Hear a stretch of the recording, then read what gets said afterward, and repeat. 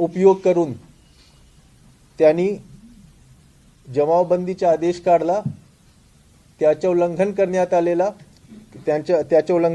आला म्हणून 89 लोकांवर 89 लोकांवर त्या ठिकाणी FIR दाखल झाला।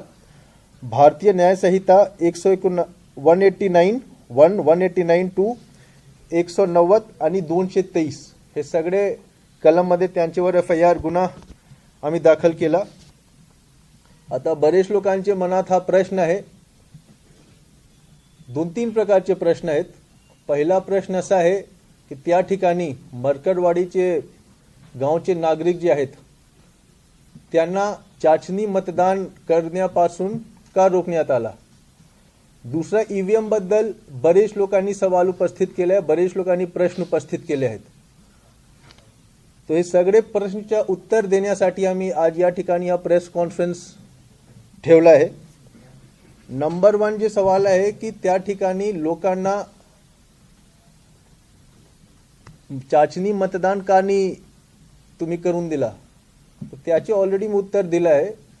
लोकप्रतिनिधित्व कायदा 1951 मध्ये कलम 19 20 आणि 20 मध्ये फक्त इलेक्शन कमिशन ऑफ इंडिया आणि त्यांची मशिनरी म्हणजे की कलेक्टर आणि कलेक्टरची मशिनरी फक्त त्यांना हे अधिकार आहे की इलेक्शन घेण्यासाठी, लोकसभा आणि विधानसभा इलेक्शन घेण्याचे अधिकार फक्त आम्हाला आहे, बाकी कोणालाही नाही आहे। कुठल्याही तरतूदमध्ये कोणालाही कुठलाही अधिकार देण्यात आलेला नाही आहे। नंबर 2, त्यांना जर रिझल्ट्सवर डाऊट असेल, ज्या EVMच्या रिझल्ट्सवर डाऊट असेल तर ते कोर्टमध्ये इलेक्शन पिटिशन फाईल करू शकतात, ते इलेक्शन कमिशन ऑफ इंडियाकडे तक्रार करू शकतात, त्याचा मुभा आहे त्यांना। हे प्रकारचा मुभा कोणालाही नाही आहे। उदाहरणासाठी जर कोणाला असं वाटलं की पोलीस फोर्स बरोबर काम करत नाही, त्यांना न्यायालयातून बरोबर न्याय मिळत नाही, तो याचे असा अर्थ नाही झाला की तुम्ही स्वतःच्या पोलीस फोर्स किंवा स्वतःच्या जेल सुरू करू शकतात। तो सरकारचा काम आहे, तो इलेक्शन कमिशन ऑफ इंडियाचा काम आहे, तो आमच्या ऍडमिनिस्ट्रेटिव्ह आणि कॉन्स्टिट्यूशनल मशिनरीचा काम आहे। पहिला उत्तर हा झाला। दुसरा जो प्रश्न बरेच लोकांनी उपस्थित केले EVM बद्दल, ते EVMचा जो प्रोसेस आहे त्याच्याबद्दल मी थोडक्यात आपल्याला सांगतो। आम्ही वारंवार प्रेस कॉन्फरन्समध्ये EVM बद्दल सर्व प्रकारची आम्ही जानकारी दिली आहे, तरी सुद्धा EVM बद्दल मी पुन्हा एक वेळी त्यामध्ये काय काय सेफगार्ड्स आहे, काय काय चेक्स अँड बॅलन्सेस आहे त्याबद्दल मी विस्तारपूर्वक सांगतो। नंबर 1, EVMचा जे प्रोसेस सुरू असतो तो त्याचा आम्ही म्हणतो फर्स्ट लेवल चेकिंग FLCचा जे प्रोसेस आहे ते प्रत्येक EVM मशीनवर आम्ही FLC करतो, त्याच्या फर्स्ट लेवल चेकिंग करतो। तो 1 ऑगस्ट पासून 31 ऑगस्ट पर्यंत FLC झाला होता। 1 ऑगस्ट 2024 पासून 31 ऑगस्ट 2024 पर्यंत FLCचा प्रोसेस झाला होता। FLCचा प्रोसेस जे आहे ते रामवाडी गोडाऊन मध्ये, सोलापूर शहरमध्ये रामवाडी गोडाऊन मध्ये झाला होता। FLCचा नियम असा असते की पॉलिटिकल पार्टीजचे, राजकीय पक्षांचे जे प्रतिनिधी आहेत त्यांच्या समोर FLC झाला पाहिजे। आम्ही त्यांना नोटीस देतो, त्या नोटीसवर त्याच्या आम्ही पोच घेतो आणि जर कोण नाही आले तर आम्ही वारंवार त्यांना कॉल करून सांगतो की तुम्ही या रामवाडी गोडाऊनला तुमच्या समोर आम्हाला FLC करायचे। त्याप्रमाणे त्यांच्या समोर FLC होत असते।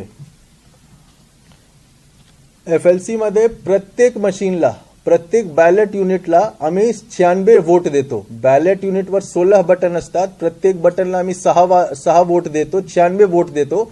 आणि अगेन हे पॉलिटिकल पार्टीजचे रिप्रेझेंटेटिव्हचे, राजकीय पक्षचे प्रतिनिधीचे समोर हा पूर्ण प्रोसेस होत असते। त्यानंतर FLC मध्ये अगेन 1% मशीनवर आम्ही 1200 वोट देतो, 2% मशीनवर 1000 वोट देतो आणि पुन्हा 2% मशीनवर आम्ही 500 वोट देतो। आणि या व्यतिरिक्त जे बाकी शिल्लक मशीन आहे त्यावर प्रत्येकवर 96 वोट देतो। आणि सर्व जे प्रोसेस आहे ते राजकीय पक्ष प्रतिनिधीच्या समोर झाला होता रामवाडी गोडाऊन मध्ये, त्यांचे सही आहे, आमच्याकडे त्यांचा व्हिडिओ आहे। त्यानंतर जे प्रोसेस असते हे FLC केल्यानंतर आम्ही परत ते रामवाडी गोडाऊन मध्ये ठेवतो। त्यानंतर 22, 23 आणि 24 ऑक्टोबरला हे सर्व मशीन्स आम्ही त्या ठिकाणी पाठवला होता, अकलूजला पाठवला होता. अकलूजच्या ज्या आमच्या गोडाऊन आहेत, त्या स्ट्रॉंग रूम आहे, त्या ठिकाणी आम्ही पाठवला होता. जेव्हा रामवाडी गोडाऊन आम्ही काढला होता, रामवाडी गोडाऊन उघडून आम्ही मशीन्स काढला होता, त्या दिवशी सर्व राजकीय पक्ष, जे मोठे मोठे राजकीय पक्ष आहेत, त्यांचे जिल्हा प्रतिनिधीच्या समोर आम्ही काढला होता. त्यांची सही आहे आणि आमच्याकडे व्हिडिओ पण आहे, ते नंतर आम्ही प्रेसच्या सोबत शेअर करू. रामवाडी गोडाऊनतून ज्या व्हेकलमध्ये आम्ही हे मशीन्स टाकला होता, त्याचे GPS वर आम्ही ट्रॅकिंग केला होता आणि सर्व जे राजकीय पक्षचे प्रतिनिधी आहेत त्यांचे अधिकार आहे, त्यांचे हे अधिकार आम्ही प्रदान केला होता ECIच्या आदेशान्वये, की तुम्ही तो गाडीच्या फॉलो पण करू शकता तुमच्या स्वतःच्या गाडीमध्ये. त्यानंतर अकलूजमध्ये महाराष्ट्र राज्य वाखर महामंडळ हा गोदाममध्ये ते स्ट्रॉंग रूम स्थापित केला होता. जेव्हा त्या ठिकाणी अकलूजच्या स्ट्रॉंग रूम मध्ये हे सर्व मशीन्स पोहोचले होते 22 तारीख, 23 तारीख आणि 24 तारीखला, तो 22 ऑक्टोबरला जे प्रतिनिधी उपस्थित होते राजकीय पक्षचे, त्यांचे मी नाम सांगतो. श्री संतोष शंकर राऊत, शिवसेना उद्धव बाळासाहेब ठाकरे गटचे हे प्रतिनिधी होते. त्या ठिकाणी ते अकलूजमध्ये उपस्थित होते. 23 तारीखला आणि 24 तारीखला श्री अनिलजी तानाजी साठे, महाराष्ट्र विकास सेना पक्षचे, श्री बाबासाहेब विश्वनाथ कारंडे, शिवसेना उद्धव बाळासाहेब ठाकरे गटचे, आणि श्री कबीर मुलानी PRP गटचे, PRP पक्षचे, हे सर्व जे प्रतिनिधी होते त्यांचे समोर आम्ही मशीन अकलूजमध्ये ठेवला. त्यानंतर 9 नोव्हेंबरला EVMचे आम्ही पेअरिंग केला होता, CUBUचे पेअरिंग केला होता. पुन्हा त्यामध्ये राजकीय पक्ष किंवा उमेदवारचे प्रतिनिधीचे समोर हा प्रोसेस झाला होता. त्यावेळी श्री जीवन उत्तमराव जानकर, श्री तुकाराम ठवरे, श्री हरी पालवे, श्री उमेश देवकते, श्री दादासाहेब गालफाडे हे सर्व लोक त्या ठिकाणी उपस्थित होते. त्यांचे समोर आम्ही EVM पेअरिंग 9 नोव्हेंबरला केला होता. 10 नोव्हेंबर आणि 11 नोव्हेंबरला आम्ही EVMच्या कमिशनिंग केला. 10 नोव्हेंबरला श्री संतोष राऊत, श्री निलेश ननवरे आणि श्री अनिल साठे यांची उपस्थितीमध्ये झाला होता. ते व्हिडिओमध्ये आमच्याकडे आहे आणि त्यांची सही पण आमच्याकडे आहे. 11 तारीखला जी कमिशनिंग झाली होती त्यामध्ये जे उमेदवार आहेत, श्री उत्तमराव, जे उमेदवार होते श्री उत्तमराव शिवदास जानकर, त्यांच्याकडून जे प्रतिनिधी उपस्थित होते त्यांचे नाव श्री दत्तात्रय सुरेश येडके होता. उमेदवार श्री राज यशवंत कुमारचे प्रतिनिधी ते स्वतः उपस्थित होते. श्री दादा विश्वनाथ लोखंडे उमेदवार आहेत, ते स्वतः उपस्थित होते. ॲडव्होकेट श्री मनोज कुमार उत्तम सुरवसे हे उमेदवार आहेत आणि स्वतः उपस्थित होते. श्री त्रिभुवन विनायक धाइंजे हे उमेदवार आहेत आणि त्यांचे प्रतिनिधी श्री दादासाहेब गालफाडे हे उपस्थित होते. त्यांच्या समोर EVMचा जे प्रोसेस आहे तो पूर्ण झाला होता. EVM कमिशनिंगचा जे प्रोसेस आहे त्याबद्दल मी थोडक्यात सांगतो. त्या दिवशी आम्ही EVMच्या मशीनवर आम्ही बॅलेट पेपर टाकतो. प्रत्येक मशीनमध्ये आम्ही पुन्हा 16 वोट देतो. 16 बटन असतात BU वर आणि प्रत्येक बटनला आम्ही वोट देतो. आणि 5% जे मशीन आहेत EVMचे 5% EVM मशीनवर आम्ही 1000 वोटचे एक मॉक पोल करतो. हे 5% मशीन कुठले असतील हे आम्ही त्या ठिकाणी जे राजकीय पक्षचे उमेदवार किंवा त्यांचे प्रतिनिधी जे उपस्थित असतात त्यांना आम्ही विचारतो की तुम्ही निवड करा की कुठले 5% EVM मशीनवर 1000 वोट करायचे. आणि आम्ही त्यांना प्रोत्साहित करतो की तुम्ही स्वतः ते वोट बटन दाबून तुम्ही स्वतः वोट करून बघा. तर हे सर्व प्रोसेस त्यांच्या समोर आहे, ते व्हिडिओमध्ये पण आहे, त्यांची सही पण आहे.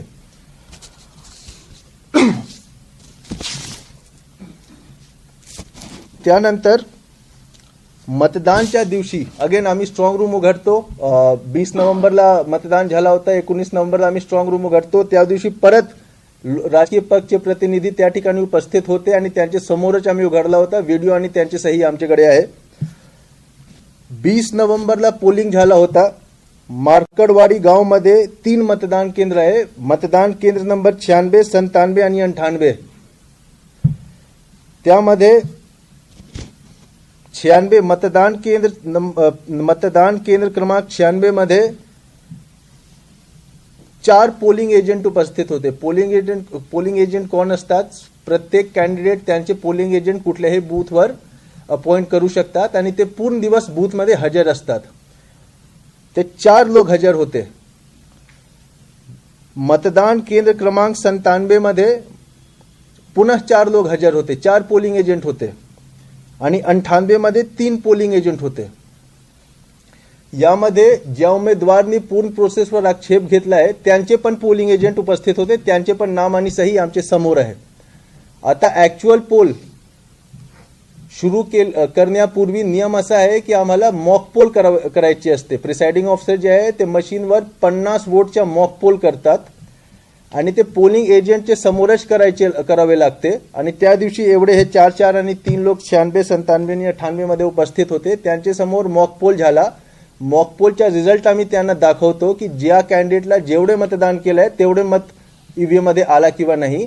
आणि त्यानंतर मॉक पोल सर्टिफिकेट बरोबरपणे योग्य पद्धतीने कंडक्ट झाला आहे आणि कुठलीही चूक नाही आहे त्याचे आम्ही मॉक पोल सर्टिफिकेट घेतो.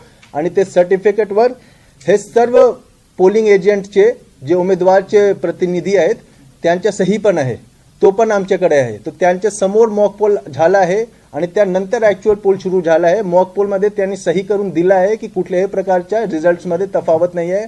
ज्या कॅन्डिडेटला जेवढे वोट दिला तेवढे रिझल्टची बटन दाबून तेवढे रिझल्ट ईव्हीएम मध्ये डिस्प्ले झाला. त्यानंतर 23 तारीखला पुन्हा सीलिंग करताना मॉक पोल जेव्हा आम्ही स्ट्रॉंग रूम मध्ये सील करतो सर्व राजकीय पक्षचे लोकप्रतिनिधी होते, राजकीय पक्षचे प्रतिनिधी होते आणि त्यांचे सही आणि व्हिडिओ आमच्याकडे आहे. 23 तारीखला काउंटिंग झाला. मी एक वेळी सांगून देतो, 20 नोव्हेंबरला जेव्हा सील करण्यात आले तर स्ट्रॉंग रूम जेव्हा सील बंद करण्यात आलेला होता त्या दिवशी श्री महादेव विजय कावडे आणि श्री निलेश सूर्यकांत ननवरे हे उमेदवार किंवा त्यांचे प्रतिनिधी आहेत आणि ते लोक त्या ठिकाणी उपस्थित होते. व्हिडिओमध्ये आहे आणि त्यांची सही पण आमच्याकडे आहे. 23 नोव्हेंबरला आम्ही काउंटिंगसाठी स्ट्रॉंग रूम पुन्हा उघडला आणि त्या दिवशी उमेदवार श्री उत्तमराव शिवदास जानकरचे प्रतिनिधी श्री अर्जुन सिंग मदन सिंग मोहिते पाटील उपस्थित होते. उमेदवार श्री कुमार आनंदा लोंढेचे प्रतिनिधी श्री संजय दिनकर मगर उपस्थित होते आणि उमेदवार श्री राम विठ्ठल सातपुतेचे प्रतिनिधी श्री केशवराज कल्याणराव पाटील उपस्थित होते. त्यांचे समोर आम्ही स्ट्रॉंग रूम उघडला होता. काउंटिंग सुरू असताना काउंटिंग एजंट्स प्रत्येक कॅन्डिडेटला अधिकार आहे ते प्रत्येक बूथवर काउंटिंग एजंट अपॉइंट करू शकतात. बूथ क्रमांक 96 मार्करवाडी त्यामध्ये मतमोजणी प्रतिनिधीचे नाव श्री विराज प्रकाश निंबाडकर, श्री आकाश भीमराव सावंत, श्री शंभूराजे केशवराव पाटील, श्री धनंजय तुकाराम साठे, श्री काशीलिंग नेताजी ठवरे, श्री सौरभ लालासाहेब वाघमारे हे सर्व जे काउंटिंग एजंट होते, मतमोजणी प्रतिनिधी होते. हे बूथ क्रमांक 96 मार्करवाडीसाठी हे काउंटिंग एजंट होते आणि त्या दिवशी ते उपस्थित होते. बूथ नंबर 97 वर श्री रिसवाडकर अमर सदानंद, श्री शेडके दत्तात्रय विठोबा आणि बूथ नंबर 98 वर श्री BD सालगुडे पाटील, श्री रामकृष्ण बाडासो कदम, श्री बाडासो पराडे हे मतमोजणी प्रतिनिधी त्या ठिकाणी उपस्थित होते. नियमप्रमाणे जेव्हा एक टेबलवर आम्ही त्या बूथचे मशीन आणतो, काउंटिंग एजंटकडे 17C फॉर्मच्या झेरॉक्स असतं. त्यामध्ये ते मॅच करू शकतात की ईव्हीएम वर जे टोटल दाखवत आहे किती वोट पडला आहे ते 17C वर तेवढेच वोट आहेत किंवा नाही. हे तिघही बूथवर 96, 97 आणि 98 बूथ क्रमांकवर मार्करवाडीमध्ये तो मॅच झाला होता. 17C मध्ये जेवढे टोटल वोट नमूद होते तेवढेच ईव्हीएम मध्ये दाखविण्यात आला आणि कुठल्याही राऊंडमध्ये कुठल्याही काउंटिंग एजंटने कुठल्याही प्रकारचा आक्षेप घेतला नाही. आरोकडे एकही ऍप्लिकेशन नाही आहे. कुठल्याही आक्षेप पूर्ण प्रोसेसमध्ये 23 तारीखमध्ये संध्याकाळीपर्यंत जेव्हापर्यंत काउंटिंग संपला नाही एकही काउंटिंग एजंटने कुठल्याही प्रकारचा आक्षेप घेतला नाही. त्यानंतर अगेन हे सगळे जे सील आहेत ते राजकीय पक्षाचे प्रतिनिधीचे समोर मशीन अगेन सील बंद करण्यात आलेला होता. आता हे पूर्ण प्रोसेसमध्ये FLC फर्स्ट लेवल चेकिंग जे ऑगस्ट महिन्यामध्ये झाला आणि 23 तारीखच्या संध्याकाळीपर्यंत जेव्हा काउंटिंगचा रिझल्ट डिक्लेअर झाला, प्रत्येक टप्प्यामध्ये जे राजकीय पक्ष किंवा उमेदवारचे प्रतिनिधी आहेत त्यांना बी सहभागी करून घेतलं आहे. त्यांच्या समोर पूर्ण प्रोसेस झाला आहे. मॉक पोल जे आहे ते 6 ते 7 वाजता आम्ही मॉक पोल ठेवतो. मॉक पोलमध्ये तिघं बूथमध्ये 96, 97, 98 मार्करवाडीचे बूथमध्ये आम्ही त्यांचे प्रतिनिधीचे समोर पोलिंग एजंटचे समोर मॉक पोल करून घेतला आहे. त्यानंतर ऍक्च्युअल पोल सुरू झाला आहे. मॉक पोलमध्ये कुठल्याही प्रकारच्या गडबडच्या कुठल्याही त्यांनी हे नाही दिला. मॉक पोल सर्टिफिकेटवर त्यांची सही आहे. त्यानंतर प्रश्न असा आहे की ऍक्च्युअल पोलमध्ये गडबड करण्याचे आक्षेप ते कसा घेऊ शकतात.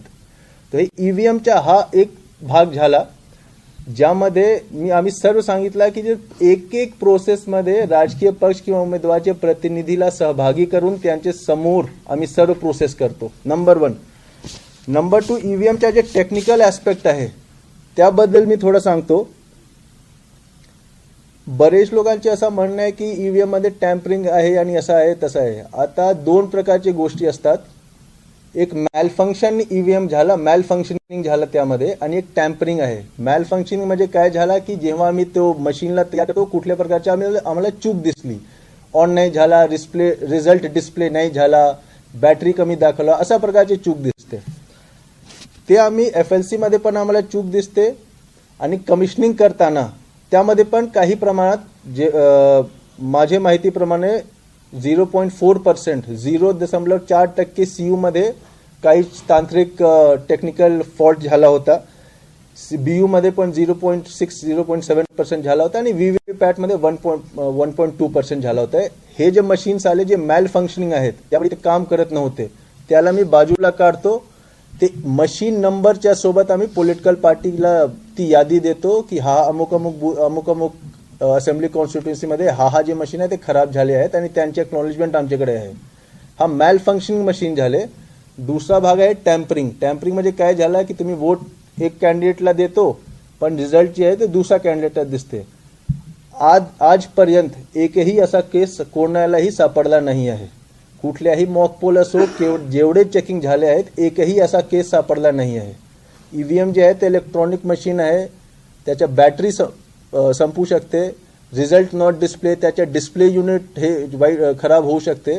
पण असा एकही केस नाही आला आहे की वोट एक कॅन्डिडेटला गेला आहे आणि त्यानंतर तो रिझल्ट दुसऱ्या कॅन्डिडेटला दाखवला आहे. आणि सगळं प्रोसेसमध्ये FLC मध्ये प्रत्येक ब्यूला 96 वोट देऊन 1% ईव्हीएमला 1200 वोट देऊन 1%, 2% ईव्हीएमला 1000 वोट देऊन त्यानंतर 2% ईव्हीएमला 500 वोट देऊन त्यानंतर कमिशनिंगमध्ये प्रत्येक ब्यूला प्रत्येक कॅन्डिडेटला 1-1 वोट देऊन 5% मशीनमध्ये 1000 वोट देऊन आणि त्यानंतर पोलिंग डेच्या दिवशी मॉक पोलमध्ये प्रत्येक मशीनमध्ये 50 वोट देऊन हे प्रत्येकमध्ये. आणि हे सर्व प्रोसेसमध्ये जसं मी सांगितलं राजकीय पक्षचे प्रतिनिधी आणि उमेदवारचे प्रतिनिधी त्यांच्या समोर हे प्रोसेस झाला आहे.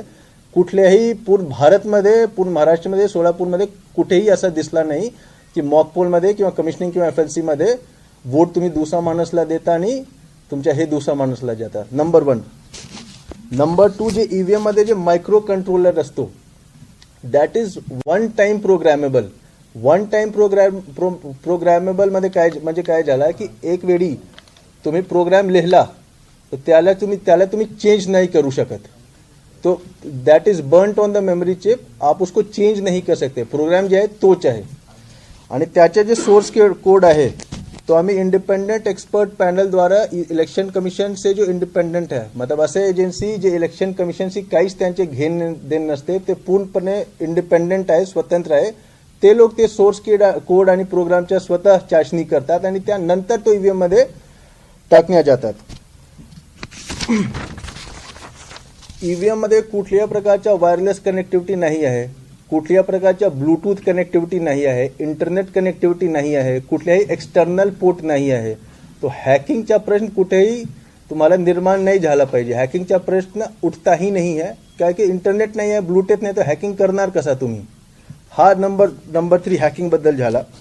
ज्या स्ट्रॉंग रूम मध्ये आम्ही ठेवतो ते 24/7 24 घंटा तो CCTV कॅमेऱ्याच्या नजरेमध्ये असतात.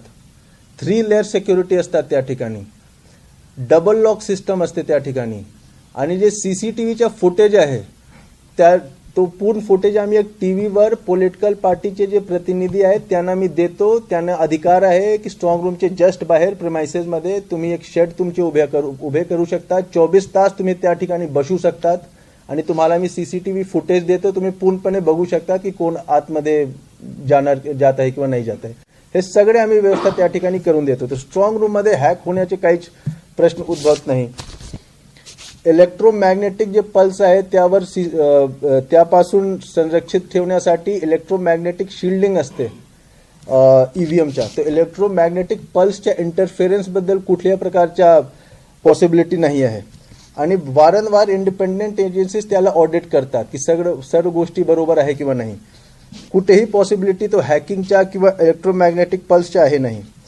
त्यानंतर व्हीव्हीपॅट काउंटिंगबद्दल आम्हाला मॅन्डेटरी आहे की 5 व्हीव्हीपॅट आम्हाला मोजायची आहे प्रत्येक असेंब्ली कॉन्स्टिट्युएन्सीमध्ये इलेक्शनच्या काउंटिंग झाल्यानंतर. आता यामध्ये एक रूल 56D आहे. 56D त्यामध्ये कॅन्डिडेट सांगू शकतात की आम्हाला हा ज्या मशीन आहे, हा ज्या बूथ आहे त्याच्या व्हीव्हीपॅटच्या मोजणी करून दाखवा. मार्च मध्ये एकही ऍप्लिकेशन आला नाही. ज्या उमेदवारांनी आक्षेप घेतलाय त्यांच्याकडून पण हा आला नाही की अमुक अमुक मार्केटवाडीच्या तुम्ही व्हीव्हीपॅट काउंट करून दाखवा मला. त्यांनी ऍप्लिकेशन केलं नव्हतं. त्यानंतर अजून एक प्रावधान असा दिला आहे की तुम्ही कुठल्याही बूथच्या मायक्रो कंट्रोलरच्या चेकिंग करण्यासाठी तुम्ही ऍप्लिकेशन करू शकता. त्यावर बेलचे इंजिनियर्स येतात आणि ते 1000 वोटच्या पुन्हा मॉक पोल करतात आणि तुम्हाला दाखवतात की तो रिझल्ट बरोबर आहे किंवा नाही. त्याच्याबद्दल पण मार्कशीटतून कुठल्याही प्रकारचे ऍप्लिकेशन आमच्याकडे आलं नाही.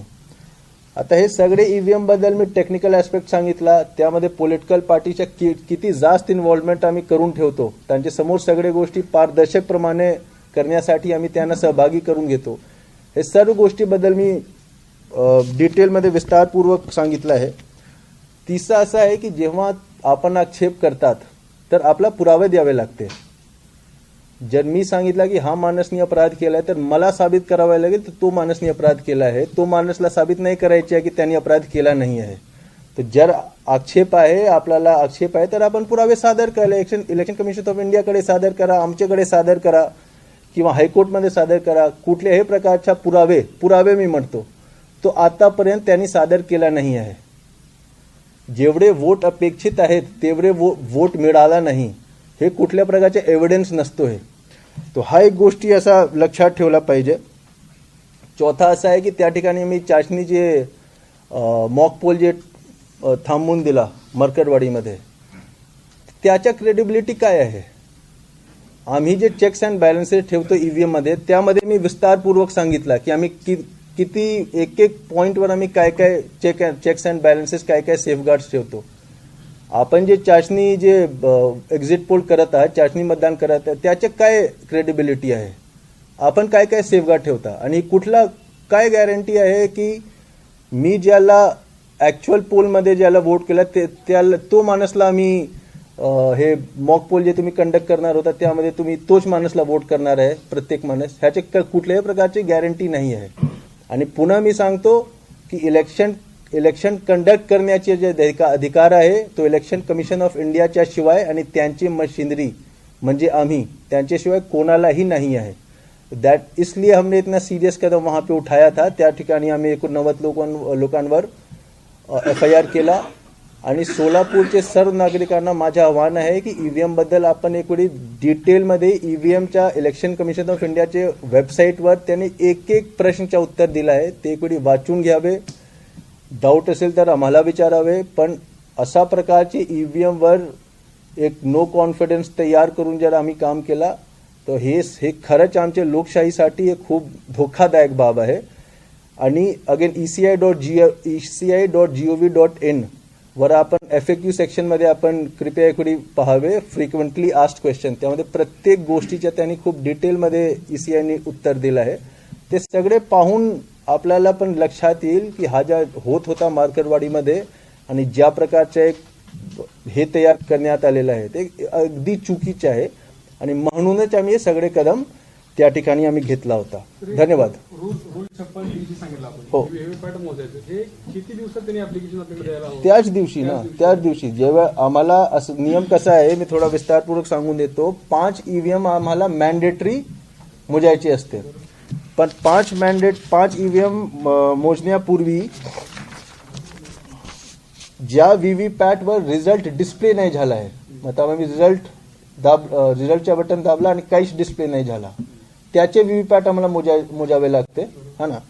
नंबर 2, ज्या ठिकाणी मॉक पोलचा रिझल्ट प्रिसाइडिंग ऑफिसरने क्लिअर नाही केला, जे 50 वोट आम्ही मॉक पोल देतो त्याचे रिझल्ट क्लिअर करावे लागते, त्यानंतर ऍक्च्युअल मतदान सुरू करावे लागते. एक ठिकाणी प्रिसाइडिंग ऑफिसरने ते मॉक पोलचा रिझल्ट क्लिअर नाही केला होता, त्याच्या मला मोजावे लागते, पण तोच कंडिशनमध्ये मोजावे लागते की जर जे विनिंग मार्जिन आहे तो वोट्स इन ईव्हीएम पेक्षा कमी आहे तेव्हाच आम्ही मोजतो, नाही तर आम्ही तो मशीनला बाजूला ठेवतो. असा समजा की विनिंग मार्जिन 30,000 आहे आणि त्या मशीनमध्ये 800 वोट आहे, तर त्याच्या मोजण्यात कुठल्या प्रकारचा अर्थ नाही आहे, रिझल्ट चेंज होणार नाही. आणि थर्ड जे आहे तो आम्ही रूल 56D मध्ये जर कॅन्डिडेटने ऍप्लिकेशन केला की हा बूथचा व्हीव्हीपॅट मला मोजून पाहिजे, तर ते ऍप्लिकेशन करू शकतात. मार्च मध्ये कुठल्या प्रकारचा असा ऍप्लिकेशन आला नाही.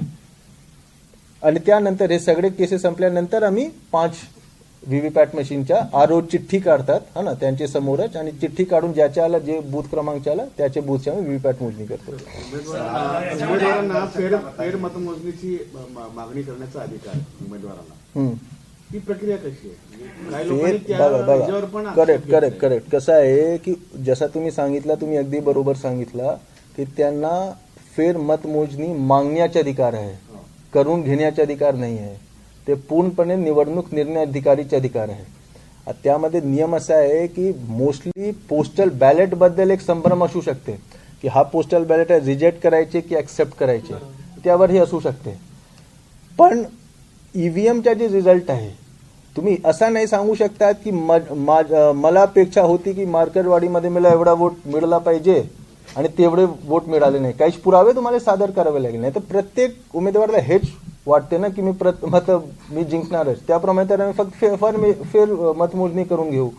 आणि दुसरा, त्यामध्ये विनिंग मार्जिन एवढा असला पाहिजे, असं समजा की विनिंग मार्जिन 200-300 आहे, हा ना, खूप क्लोज कंटेस्ट आहे, त्यामध्ये ते लोक रिटर्निंग ऑफिसर कॅन डिसाइड की ठीक आहे, अमुक बूथचे जे मशीन आहे ते परत आणा, आम्ही त्याच्या मोजणी करू. आणि तिसरा त्यामध्ये असं आहे की मतमोजणी करताना तुमचे काउंटिंग एजंटनी आक्षेप घेतला होता काय? तुमचे काउंटिंग एजंटनी आक्षेप घेतला नाही, तुमचे मतमोजणी प्रतिनिधी जे आहेत त्यांनी पूर्ण दिवस आक्षेप घेतला नाही, शेवटची तुम्ही सांगता की नाही पूर्ण मतमोजणी मला परत करून द्या, तसं नाही चालणार. तुमच्याकडे पुरावेसोबत कारण असला पाहिजे, कारण नसेल तर आम्ही कसं मतमोजणी तुम्हाला. तोच आहे ना, ऍप्लिकेशन ते करू शकतात. आणि आरओ हे काही निकष त्यांनी दिला आहे की मतलब विनिंग मार्जिन किती आहे, खूप कमी आहे काय, आणि जेवढा विनिंग मार्जिन आहे, असं समजा 2 प्रकारचे फेर मतमोजणी असतात, एक पार्शियल आणि एक टोटल. पार्शियल मध्ये मला अमुक बूथचे मशीनच्या परत तुम्ही मशीन आणा, त्यावर आम्ही परत बघू त्याचे रिझल्ट. आणि दुसरं आहे की तुम्ही पूर्ण असेंब्ली कॉन्स्टिट्युएन्सीच्या फेर मतमोजणी करा. तर पूर्ण असेंब्ली कॉन्स्टिट्युएन्सी चे फेर मतमोजणी जर तुम्हाला करायचे तर त्याचे तुमच्याकडे सबळ एकदम पुरावे असले पाहिजे, नंबर 1.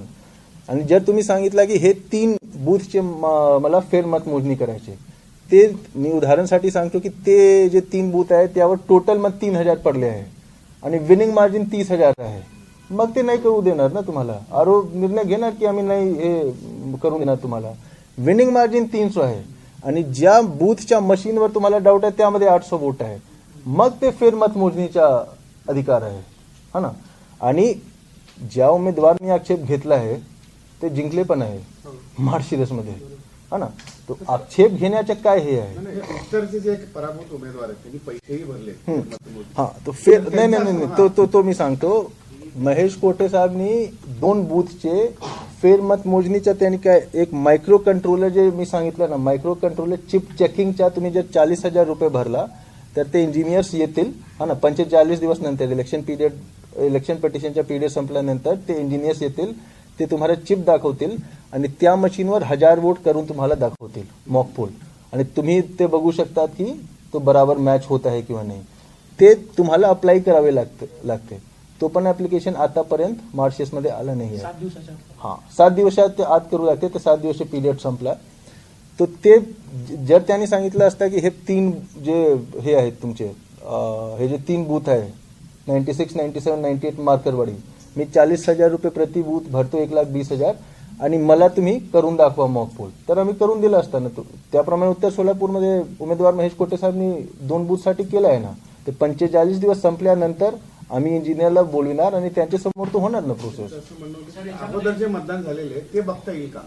अगोदर मध्ये कुठले? म्हणजे 20 नोव्हेंबरला जे आपला ऑक्टोबरला जे मतदान झालं नोव्हेंबरला ते बघायचं आहे म्हणतात ते, पण ते आपली प्रक्रिया अशी आहे की ती परत एकदा पूर्वी तसा नाही आम्ही पूर्ण क्लिअर करतो आणि त्यानंतर मॉक पोल करून दाखवतो ना तुम्हाला. अच्छा, दुसरा एक गोष्टी आठवून आला मला, जसा मी सांगितलं ना, हा जो मायक्रो कंट्रोलर आहे आणि चिप आहे ते वन टाइम प्रोग्रामेबल आहे. वन टाइम प्रोग्रामेबल मध्ये काय झाला की तुम्ही एकाच वेळी त्या प्रोग्राम करू शकता. असा समजा, उदाहरणासाठी मी सांगतोय, चुकीचे रिपोर्टिंग नंतर करू नका. असा समजा उदाहरणासाठी की तो असा प्रोग्राम झालाय की तुम्ही एक उमेदवारला दिया पण सगळे वोट दुसरे उमेदवारला जाणार. तर जे FLC मध्ये मॉक पोल झाला आहे, जे कमिशनिंग मध्ये मॉक पोल झाला आहे, जे त्या दिवशी पोलिंग डेच्या दिवशी 50 वोट जे आम्ही देतो मॉक पोल मध्ये, तर प्रत्येक मध्ये तसंच आलं पाहिजे ना, कारण हे वन टाइम प्रोग्रामेबल आहे. मतलब मला सांगा की मॉक पोल मध्ये तुमचे प्रतिनिधींनी सांगितलं आहे की 50 वोट जे दिलाय तेवढेच रिझल्ट आला आहे. त्यानंतर कुठल्या प्रकारचा जादू घडला की त्यानंतर हे हॅक होऊन गेला? प्रिसाइडिंग ऑफिसरने त्या समोरच बसून त्यांच्या मनातून हॅक करून दिला काय प्रोग्राम EVM? जर हॅक आहे तर अगोदर पण चुकीचे रिझल्ट दाखवला पाहिजे ना.